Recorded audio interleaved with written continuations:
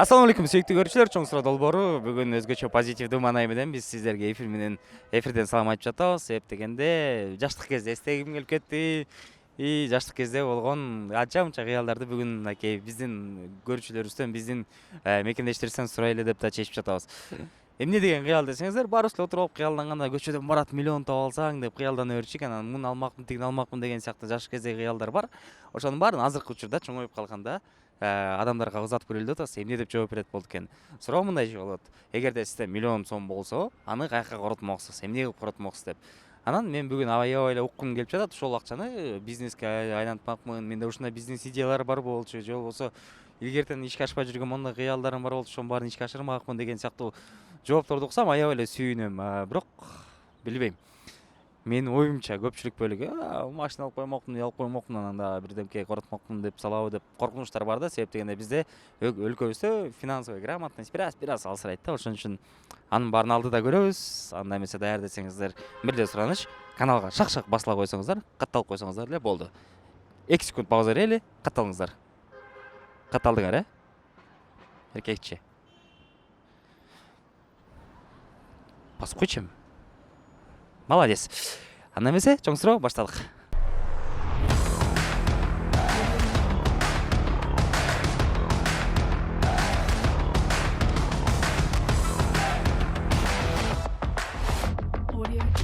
Байкап келаттым. Монт сүйлөп атат, камера келгенде сразу качты. Тамаша, саламатсызбы? Атыңыз ким? Аслай.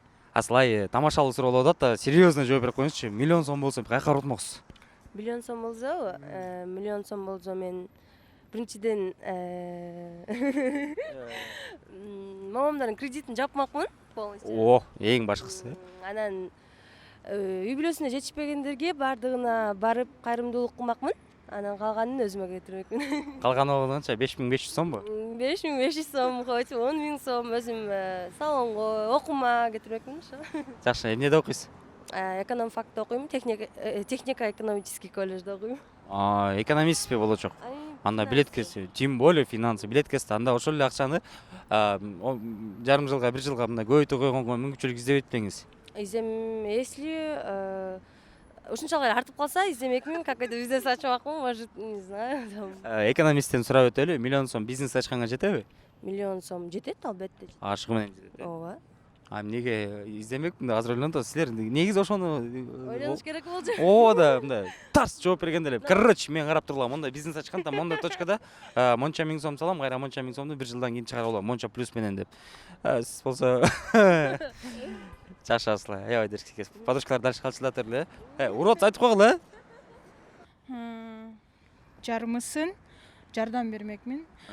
Жарымысын 50%-ин 30%-ин эне атама, 20%-ин өзүмө. 20% мындай аябай жакшы эс алып койгон го. Бирдемке алып койгон өзүңө. Өзүмө бир эле убакытка эмес, кийинки турмушума жардам бере турган, окуума, жашоо турмушту жеңилдеткенге, же болбосо өзүмө салым кошмокмун. Өнүгүүмө салым кошмокмун. 20-30%-ден 200-300 миң сомдой өзүңүзгө коротмок экенсиз, калганын ата энеңизге. Кийинчерээк мага көбүрөөк акча алып келгенге салым кошмокмун. Миллион сом болсо мен деген для оздоровительный центр детям. Көрдүңөр? Эмне үчүн себебин айтып бера аласызбы? Эмне үчүн болгондо азыр балдар көп ооруп атат, себеби. И чтоб помочь, я бы туда вложила все деньги. Эң сонун сиз өзүңүз медиксизби? Дарыгерсизби? Дарыгер эмес, я просто мындай эле домохозяйка дома. Просто ачып коймоксуз, балдар келип дарылана бермек, Эң сонун, жакшы, өзүңүзгө эчтеке кереги жок. Да, у меня все есть. Сонун, рахмат. Миллион сом болсо балдар үйүнө биякта сурам, кайыр сурап жүргөн кишилерге берем. Бишкекте баардык кайыр сурагандар баарына тарап чыксаңыз, миллион сом ашып калбайбы? Ашпайт го мындайлар. Ашкан өзүбүзгө коротобуз. Бир суроо берели. Миллион сом болсо эмнеге коротмоксуз? Ойлонуп көрдүңүзбү беле, пландап дегендей? Азыр оюмда эле жок миллион сом. Жок, болуп калсачы? Болуп калсам көрөбүз да буйруган. Жок, биринчи очередь эмнеге коротмоксуз? Билбейм. Айта бербейсизби эми? Билбейм да мага. Үй жайгабы, балдаргабы, может ишке ашпай жүргөн кыялдар бар, ошонун баарын орундатмаксызбы? Мүмкүн. Татынакай кыздар жаздын келиши менен сонун отурасыздар. Мындай кылалычы, баарыңар хором бирден кыйкырай калачы. Миллион сом болсо ким кайка оротмок? Кайка оротмоксуз? Миллион сомуңуз бар чөнтөктө кайка оротосуз? Эс алууга. Дүйнө кыдырасыз. Дүйнө кыдырам. Молодец. Сиз? Билбейм, жерге көргөнү бармакмын. Жер көргөнү? Акбас абада 4 соток жер көргөнү? Жок, чет өлкөлөргө. Чет өлкөлөргө? Жакшы. Колгондор тартпаңыз, тартпай. Мен именно ушу тартпаңыз дегендерден тартып алмай жайым бар. Атыңыз ким? Здорово жигиттер экен мындай. Эми коркуп калды ойлобо, просто суроо бергиңдер келген жок, ачык айткандачы. А так. Ал силе кетишти. А так коркпойсуз кандай жигиттерден чиркин. Тамашалуу суроо. Не, качпаңыз. Миллион сом болсо эмне коротмоксуз?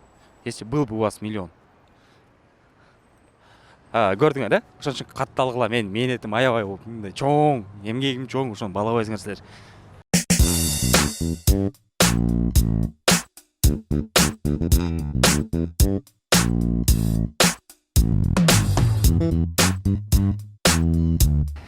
Достор, эң сапаттуу бут кийимдерди эң арзан баада кайсыл жерде алса болот деген чоң суроо жаралып жаткан болсо, анда баарыңыздарды красивый шаги дүкөнүнө чакырабыз.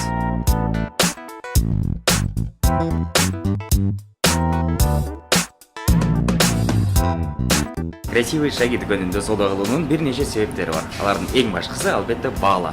Бут кийимдердин баасы 1000 сомдон 3500 сомго чейин.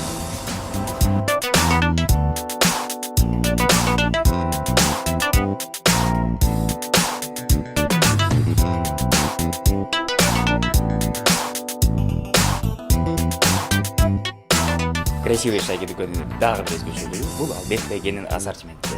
Себеп дегенде айымдар, мырзалар үчүн бут кийимдерден сырткары көптөр үчүн да сонун бут кийимдер бар.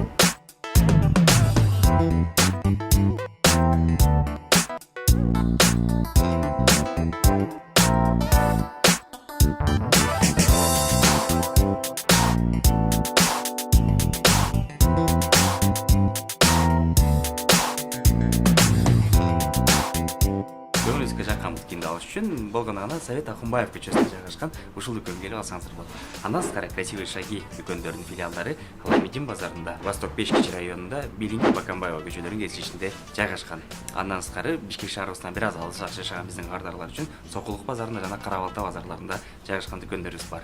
Келип соода кылып кетсеңиздер болот. Ассортимент менен кененирээк таанышам десеңиздер, анда сөзсүз түрдө Instagram баракчасына катталып коюңуздар. Ал жакта баардык бут кийимдердин баалары жана маалыматтары жазылган. Жана эң башкысы, эгерде дүкөнгө келгенге мүмкүнчүлүгүңүз жок болсо, анда Кыргызстан боюнча жеткиликтери бизде бар. Андыктан заказ кылсаңыздар болот.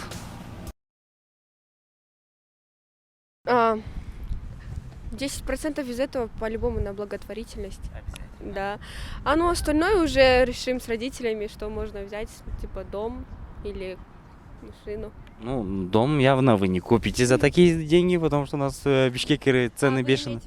Миллион сомов, да? Миллион сомов, да. На благотворительность и все вот эти долги. Главное, чтобы долгов не было. Остальное можно и на себя потратить, на родителей. И все. Эң сону, чоң рахмат. Кандайсыңар кыздар? Не, тамашалоо болот. Миллион сом болсо эмнеге коротмоксуз? Даже не знаю. Пландар вообще жок беле? Нет.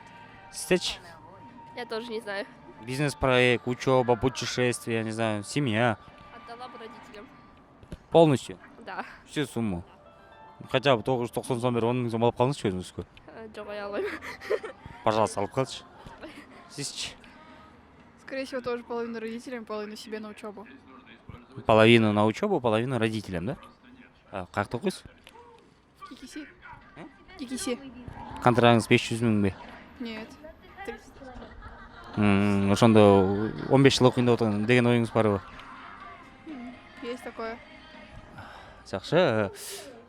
Где-то 15 жыл окуса, плюс-минус где-то 33-34 жашка барып калат экен. Кийин эмне көбөй тийип коет да. 33-тө тийиш оңойлугу негизи жашообузда, даже 35-те эле тийип атышпайбы? Анча-мынчалар 40-ка чыгып деле тийип алып атышат.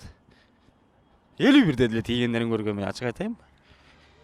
Окуй бер. Атыңыз ким?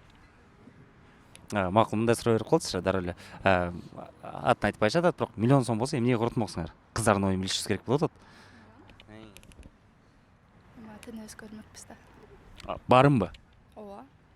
Өзүңүзгө эчтеке албайт белеңиз. Бөлүшмөкпүз да, конечно, так. Отуруп, моз сизге, мамага да. Кичинекей кезинен баштап атының ошончо даже миллион сомдон көп эле кетирсе керек эми. Албетте, ошол эле миллион сомду көбөйтүп 5-6 эсе кылып турган ошо миллион эмес 2-3 миллион кылып берип койгон оюңузда жок беле? Жок, атын эме бербейтин, эми ошого эле жетет го миллион. Сизчи чоңуз? То же самое делал. То же самое? Может, билбейм, крем для рук алмакчы миллион сомго баарына. Нет? Ладно, макул, чоң рахмат. Качты, качпа байке, бизди тарттың сен тартышыбыз керек. Я. Жок, анда шашылыш эмес, тартып отурбайсызбы? Бизди политеткендерди аябай көп ушинтип отурсак телефонго тартып аткан экен, кайра качты жаш бала эле. Билбейм, айтмакчы, биздин көрүүчүлөр акыркы күндөрү бизге чоң суроо долбооруна чыгып опрос кылман аябай оор болуп калды. Себеп дегенде көчөдө камера менен көргөндөр качышат, беттерин жабышат. Бул эмнени билдирет? Биринчиден кубандырганы берүүбүз аябай популярдуу болуп кеттир.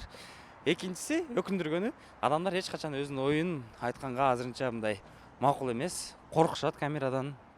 Ошон үчүн кичине бир аз эркин сүйлөгөндү, өзүбүздүн так ойлорубуз менен жүргөнгө умтулалы. Себеп дегенде биз жаш балдардан алып аткан жокпуз. Улуу эле уже 20-дан өтүп калган эле адамдардан сурайбыз. Анан билбейм деп туруп калганда, албетте бир чети камераны сүрүү башка, бирок ошондой кезде тарс жооп берип салган адамдар жашоосуна аябай өзүнө ишенген адамдар болот да. Ошон үчүн өзүбүзгө ишенели. Акжол, сизге мындай тамашалуу суроо, бирок аябай серьезно ойлонуңуз. Эгерде миллион сом болсо, каяка коротмоксуз? Биринчиден ата энеме коротмокмун. Ата энеңизге апарып берип коймоксуз? Ошондой эле. Ата энеңиз эмне кылмак ал акчаны? Кайра эле сиз балама деп сизге жибермек да? Коротмок да. Жок. Ата энеңиз тоже билбейт пока что каяка короторун.